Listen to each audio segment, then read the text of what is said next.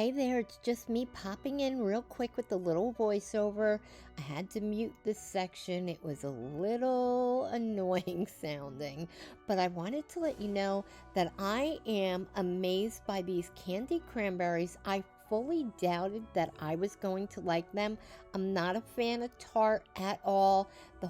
I just couldn't envision how they could become this sweet, delicious treat that everybody is raving about.